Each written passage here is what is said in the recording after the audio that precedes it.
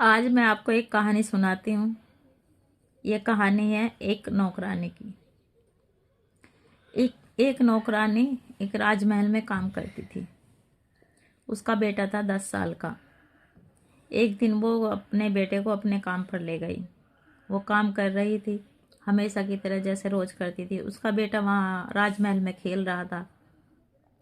तो उसके बेटे को खेलते खेलते एक हीरा हाथ लग गया। वहाँ पे राजमहल में हीरे रखा रखा हुआ था। उसने उठा लिया। वो क्या जाने वो हीरा है, वो तो कांच का टुकड़ा समझ रहा था। तो वो खेल रहा था उससे। उसकी माँ ने देखा कि अरे ये कहाँ से उठा लिया तूने। तो उसकी माँ ने कहा अरे ये तो कांच का टुकड़ा है, इसे तो कैसे उठा के लाया, ये हाथ में लग जाएगा। इसे चल वहीं रख के आ जहाँ से उठा के लाया। वो अपने बेटे को देख रही थी कि कहाँ पे रखा था ये हीरा, कहाँ से उठाया इसने।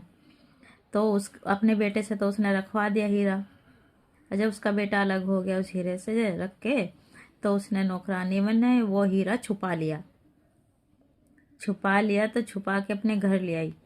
शाम को जब अपने घर आई काम से लौटने से, तो वो गई, उस पर रहा नहीं जा रहा था। वो गई दौड़े दौड़े सुनार के पास।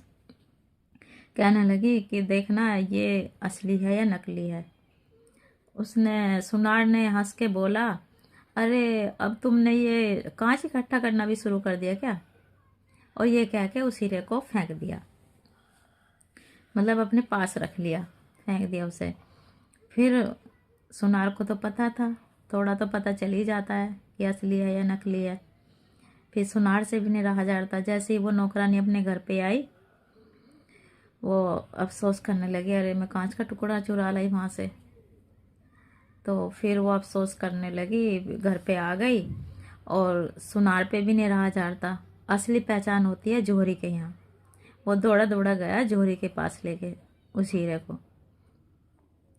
तो जौहरी ने उस हीरे को देख के कहा, अरे अब आपने कांच का व्यापार शुरू कर दिया, ये तो कांच का टुकड़ा कहाँ से लाए हो।